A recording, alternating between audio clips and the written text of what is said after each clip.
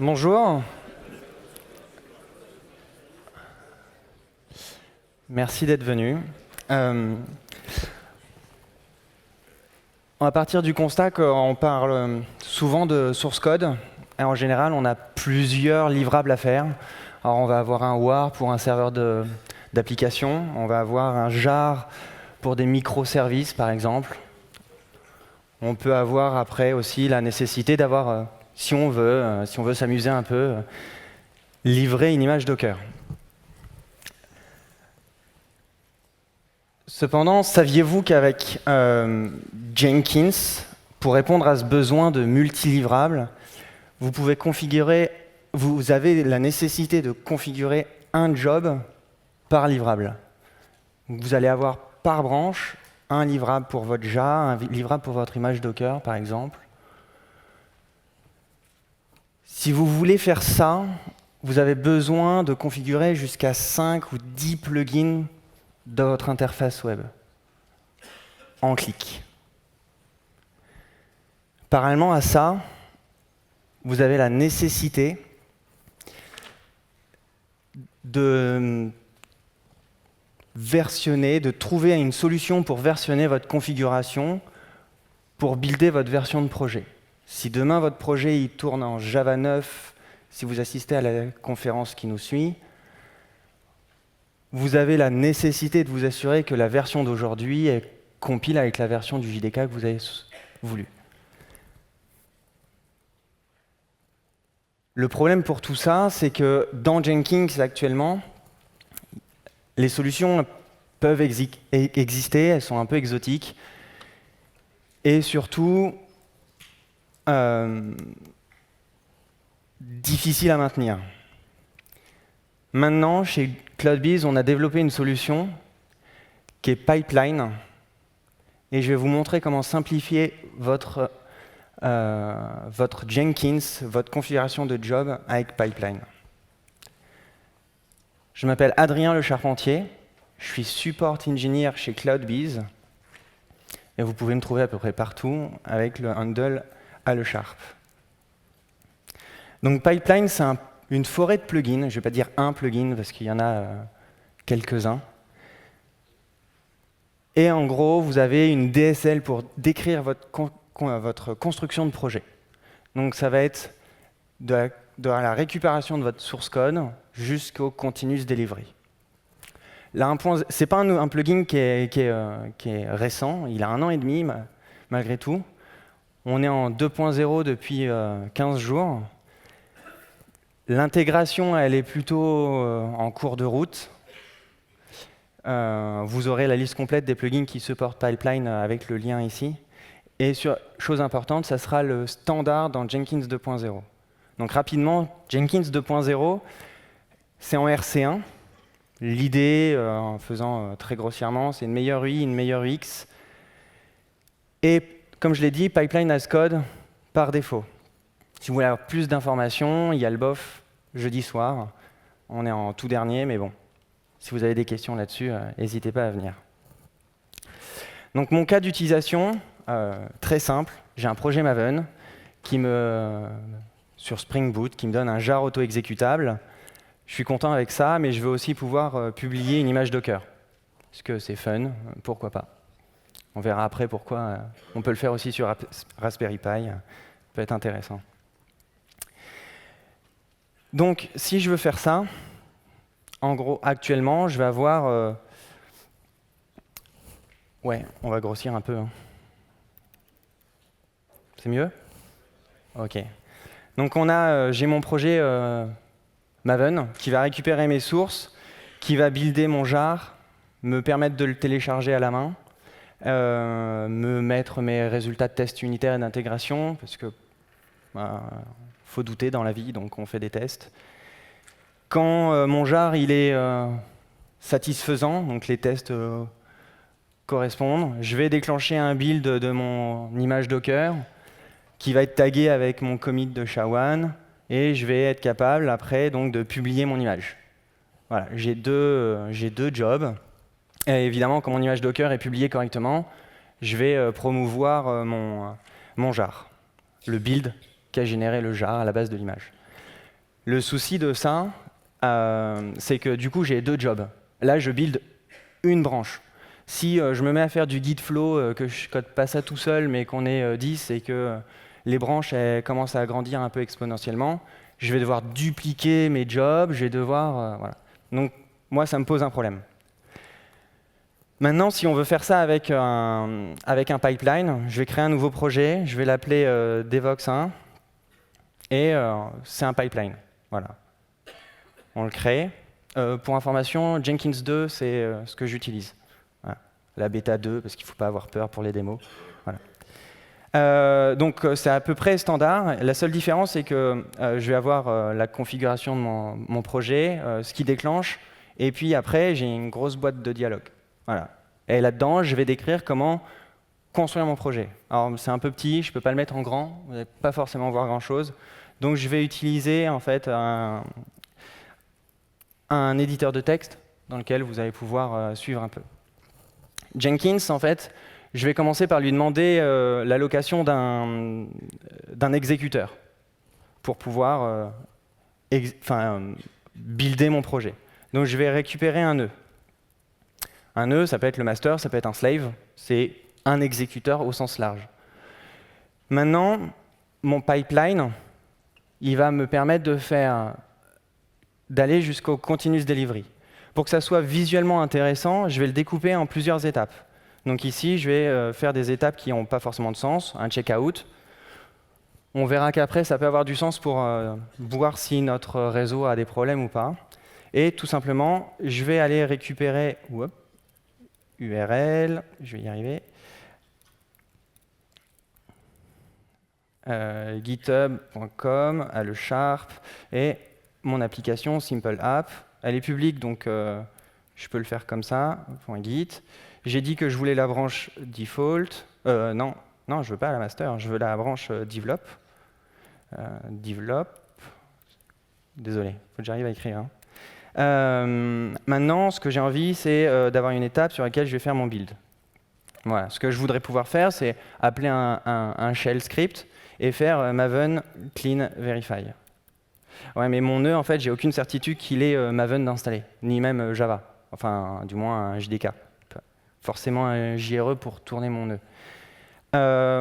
Pour ça, en fait, je vais définir, en fait, je suis assimilé en Groovy, donc je vais définir en fait une méthode qui va prendre qui va me donner un contexte d'exécution, et tout simplement, je vais installer Java. Java, je vais l'installer avec le mot-clé tool, qui va faire appel aux automatic installers. Et parce que j'ai préparé un peu mon talk, j'ai nommé mes JDK et mes Maven de façon à pouvoir les récupérer de façon assez simple. Maven, donc avec les versions, comme ça je m'y retrouve. Et maintenant, je vais mettre en place un environnement avec une Java Home qui va correspondre en fait à l'outil que je viens d'installer, mais j'ai aussi besoin qu'il y ait dans le pass d'exécution la commande maven. Donc je vais faire maven, je l'ai appelé comme ça, bin. Comme ça, je vais me retrouver avec la commande maven qui existe et accessible à mon shell. Et ici, parce que j'aurais pu faire plus simplement, mais j'ai envie de pouvoir réutiliser ça autre part, je vais appeler mon body. Donc en gros, ici, body, ça va être une closure. Donc je vais utiliser ça de la sorte. Voilà. J'ai Maven d'installer, j'ai Java d'installer, j'ai exécuté Maven. On est content. Mais ça ne s'arrête pas là. Hein. Maintenant, on sait qu'on a des tests unitaires, ça serait bien de les avoir. J'ai juste un petit trou de mémoire. C'était prévu. Mais j'ai un trou de mémoire, j'ai besoin d'afficher mes tests unitaires. Donc, je vais appeler le snippet generator. Je vais dire j'ai besoin d'une étape qui va publier des rapports de test. Mes rapports de test, ils se trouvent dans Target, Surefire, Reports, et c'est tous les XML. Je vais copier ça et l'utiliser ici. Je le fais 2 fois parce que j'ai aussi mes tests d'intégration. fail-safe, voilà. Et donc j'ai mes rapports de test. Maintenant, mon jar auto-exécutable, j'aimerais qu'il soit à disposition de mes utilisateurs pour qu'ils le téléchargent et l'exécutent comme ils veulent sur leur environnement de dev. OK. Donc en fait, mon jar auto-exécutable, il est dans le dossier target. Et ce que je vais faire, je vais archiver le fichier qui s'appelle jar. OK, super. Donc là, en 21 lignes, j'ai fait un projet Maven. On est content, ça ne sert à rien, parce qu'on avait déjà ça avant dans Jenkins.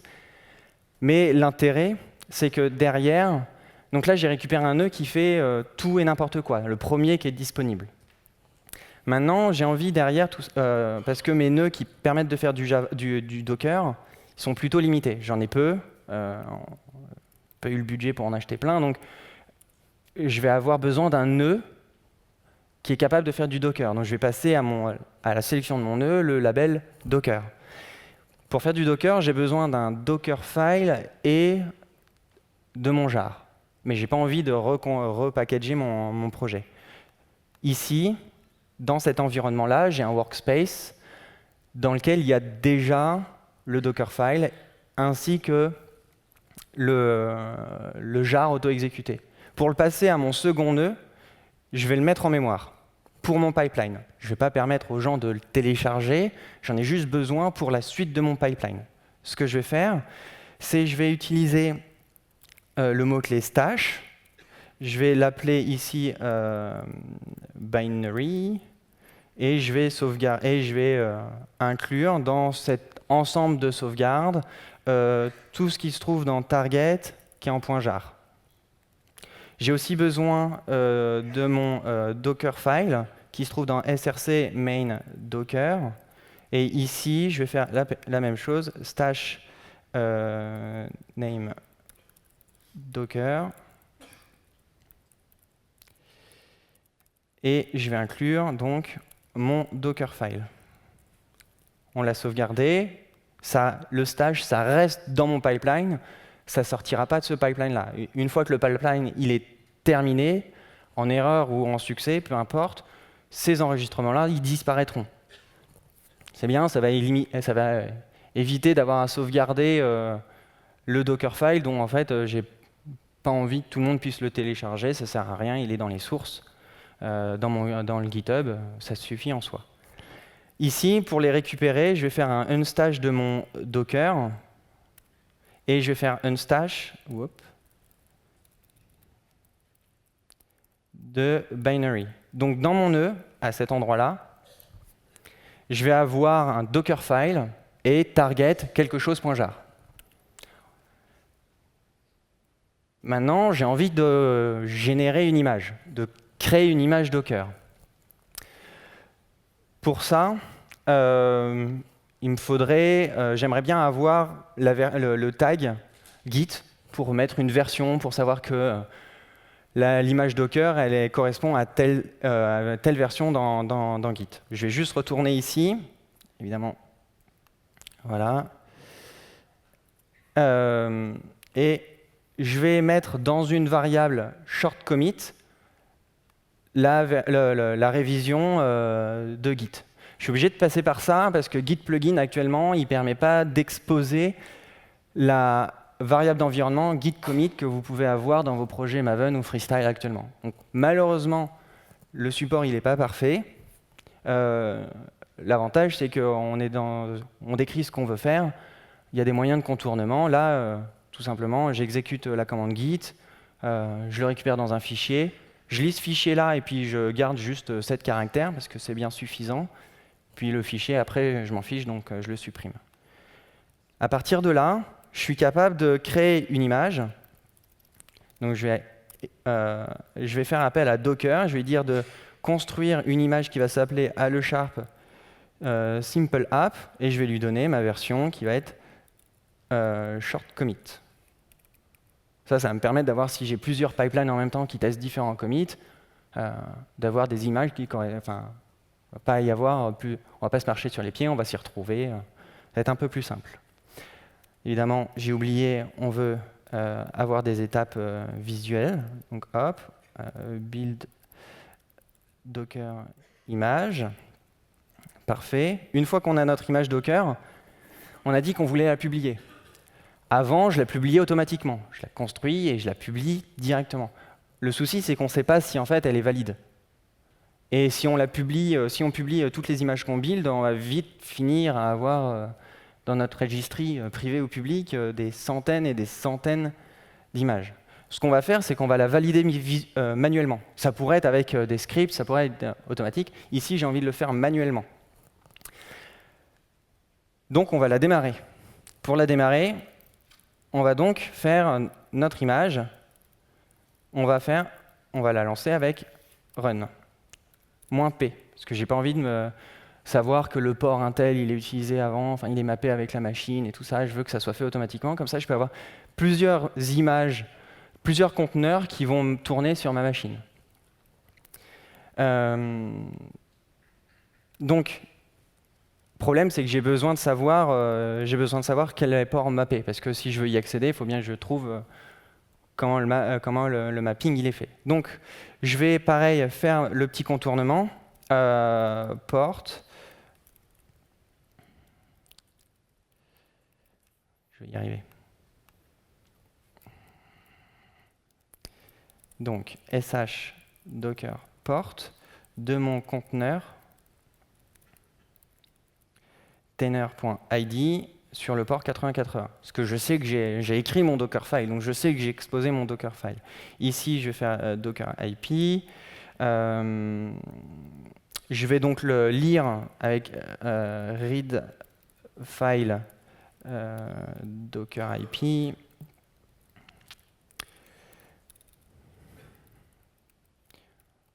Et puis, on va enlever les espaces surfaits, parce qu'on ne sait jamais. Il vaut mieux être prévoyant.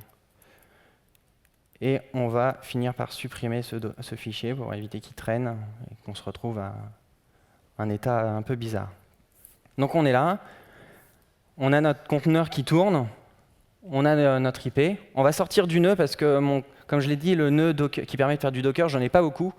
Donc je vais essayer de limiter son utilisation. Une fois que je suis sorti, je vais faire une étape, validation, pourquoi pas, et je vais demander à un utilisateur, avec un message un petit peu intéressant, HTTP, hop, IP,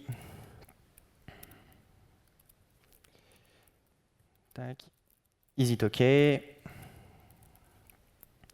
parce que cliquer sur OK ou abort, ça ne m'intéresse pas, je vais aussi changer le mot, le label sur mon bouton OK. Quand je vais cliquer sur Publish It, je veux que ça publie sur un registry. Le problème, c'est que si je clique sur Abort, ça s'arrêtera là. Mais mon conteneur, il continuera à tourner. Donc ce que je vais faire, tout simplement, c'est que je vais mettre dans un try, finally, un petit peu de Groovy, et je vais arrêter mon conteneur. Pour ça, j'ai besoin d'un nœud. Donc je vais récupérer mon nœud. Docker, et je vais faire conteneur.stop. Comme ça, je m'assure que je n'utilise pas trop mes ressources si l'image n'est pas valide. Une fois là, donc ça veut dire que si j'arrive à la ligne 41, mon conteneur, il me plaît. L'image, elle est correcte, donc j'ai envie d'y aller. J'ai envie de la publier sur un registry. OK, donc on va reprendre un nœud. Docker. On va passer dans une étape publishing. Voilà. Et ce que j'ai envie de faire, c'est de la publier, mais j'ai un registry privé. Alors là, c'est parce qu'on est en conférence, j'ai pas trop confiance en Wi-Fi, donc j'ai un registry sur ma machine. En théorie, il tourne toujours. Donc, je vais me mettre avec Docker, je vais lui dire, dans le contexte où tu as le registry sur HTTP, localhost sur le port 5000. Comme c'est en local, je ne l'ai pas sécurisé. Faites pas de bêtises. Et ici, ce que je vais faire, c'est que mon image, je vais la publier. j'ai envie de la publier et j'ai envie d'être joueur, et je vais la publier avec les toasts. Pourquoi pas? Et là, je suis content. Donc j'ai dans une description l'allocation d'un nœud, récupération du code, création du jar auto-exécuté, publication des tests, je sauvegarde mon jar, je récupère un autre nœud dans lequel je passe mon Dockerfile, mon jar auto-exécuté, je crée une image Docker à partir de ces éléments-là, je démarre un conteneur Docker à partir de cette image, je demande à un utilisateur de la valider, s'il dit qu'elle est bien, je vais récupérer un nœud et la publier dans un registry particulier. Là, c'est le moment où je doute, parce que c'est même pas une version que j'ai pré-validée, et je le fais tourner. Et évidemment, ça, normalement, vous le codez directement dans Jenkins. Là, c'est pour vous permettre de voir mieux, parce que, malheureusement, j'ai eu l'idée que hier, avoir la possibilité de faire agrandir l'éditeur de texte. Donc on arrive directement, je vois que je check out. Pourquoi ça peut avoir un intérêt d'avoir une étape sur le check-out? Tout simplement si j'ai une latence réseau. Voilà, ça me permet de voir qu'à un moment donné, je suis passé à utiliser 2 secondes au lieu de 3 et ainsi de suite. Donc là, on arrive, j'ai utilisé le Docker, le nœud master. Pour le build, je suis allé aussi sur le Docker master, sur le nœud master, pardon. Ensuite, j'ai changé de nœud. Parce que celui-là, j'avais la nécessité qu'il soit capable de faire du Docker. Je suis dans l'étape de validation, et là, on voit que je suis capable de faire un publier ou annuler. On est capable aussi dans la commande, dans l'output, dans la console d'output, d'arriver et d'avoir le lien. On va y croire, j'ai mon application qui tourne. Elle fait rien, hein.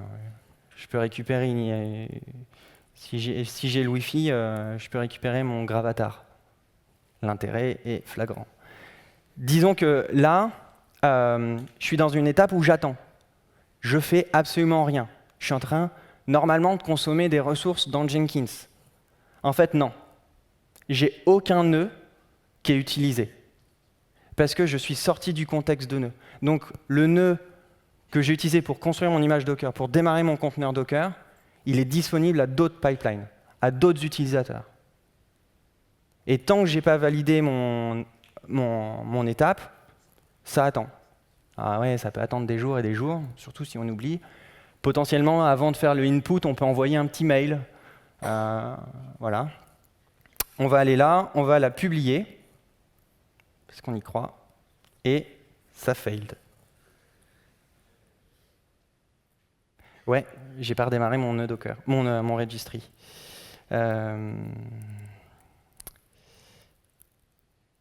Registry. Bref, effet démo. Tac. Bon. Vous allez me croire ou vous voulez vraiment la démo? Ok, vous voulez la démo. Vous n'êtes pas sympa, hein. Donc on va relancer. Pendant que ça tourne, en fait, là, l'intérêt de s'arrêter là, il est moindre. Certes, j'ai un job qui récupère 2 nœuds différents, potentiellement plus, mais voilà, qui fait tourner un conteneur Docker, qui me permet d'avoir une validation de ce conteneur-là sans monopoliser de ressources dans Jenkins. Le problème, c'est que si mon projet, demain, j'ai envie de le passer à Java 9, il faut que je retourne dans Jenkins, que je change la configuration, et si derrière, après-demain, j'ai un bug dans mon application, que je fais une version de support, que je dois faire un build de support, une branche de support avec un build, pardon. Je dois dupliquer ce job-là à la main et je dois m'assurer que je sélectionne bien la bonne version du JDK parce que je ne suis plus en Java 9, mais je suis repassé en Java 8. Le souci ici, c'est que ça se passe dans Jenkins. Et si moi, demain, je tombe, je me casse le fémur et que je ne suis pas disponible pendant 6 semaines, mes collègues ne vont pas le savoir. Pas forcément facilement, disons. Le problème, c'est que du coup, il n'y a pas de synchronisation entre ce que Jenkins y connaît et ce que le projet il a besoin. Ce que j'ai envie, alors, vous voyez, ça a marché. Et on peut même voir les logs directement ici. Tac, voilà, même plus besoin d'aller dans la console. Donc, moi, ce que j'ai envie maintenant, c'est que mon projet, il est sur GitHub. Il a des branches qui auront la connaissance de l'environnement de construction de mon projet. Donc, j'ai un peu triché, j'ai pris de l'avance. J'ai un projet ici, c'est ce projet-là. Et il a un fichier qui s'appelle Jenkins File. Dedans, j'ai copié-collé, simplement, ce que j'ai écrit avec vous. Presque. Les différences sont mineures. Voilà. La différence, c'est que j'affiche une description pour savoir quel SHA-1 j'ai buildé. Comme ça, au fur et à mesure, directement dans la page principale, je sais quel SHA-1 a été buildé. Je notifie GitHub pour savoir que ce commit-là, il est en cours de test. Et puis quand c'est fini, ben, je dis qu'en fait, il a réussi. Voilà, c'est les seules différences. Et donc, dans Jenkins, comment ça se passe? Je vais créer un nouvel item. Je vais l'appeler Devox2. Et je vais sélectionner multibranche pipeline. C'est ce qu'on appelle le pipeline as code. Ici, je me retrouve dans un job qu'on reconnaît un peu plus. Je vais prendre Git. Je n'ai pas encore commité ça dans GitHub, donc je vais un peu tricher. Je vais utiliser directement mon file system. Je vais le notifier ici. File, tac. J'ai pas de credential, ça tombe bien. Et je vais sauvegarder. Alors j'aurais pu dire indexer toutes les minutes, toutes les 15 minutes. Je vais le faire à la main pour gagner un peu de temps, parce qu'il ne m'en reste pas beaucoup. Je vais indexer maintenant mes branches.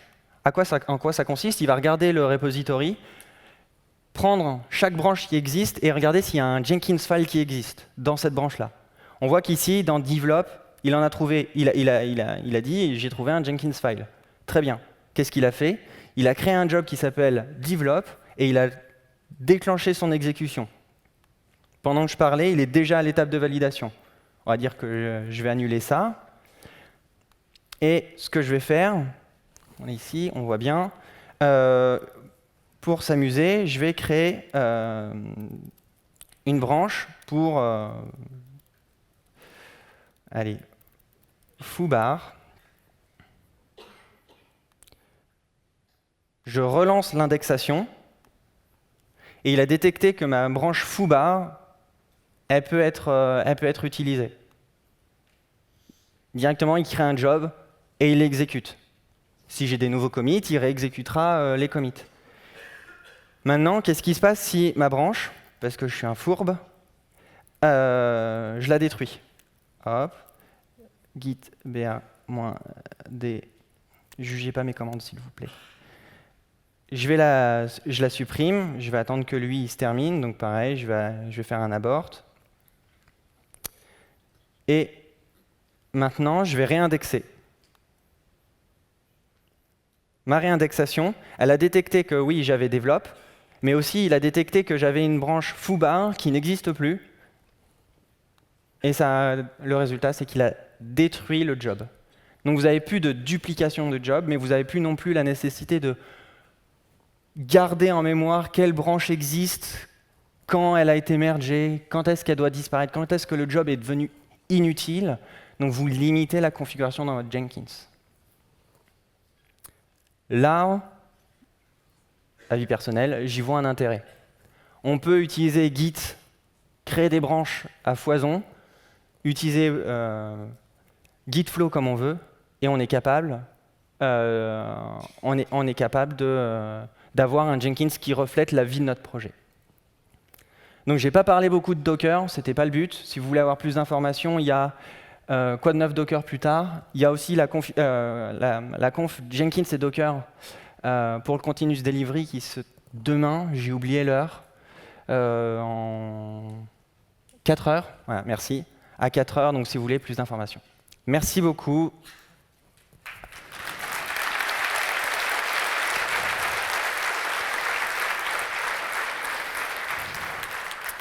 Alors, on a dépassé un peu. Si vous avez des questions, on va s'arrêter là. Mais il y a le bof demain, Jenkins. Moi, je traîne dans les couloirs. Vous me repérez, on n'est pas beaucoup sur une chaise roulante. Voilà, n'hésitez pas. Merci beaucoup.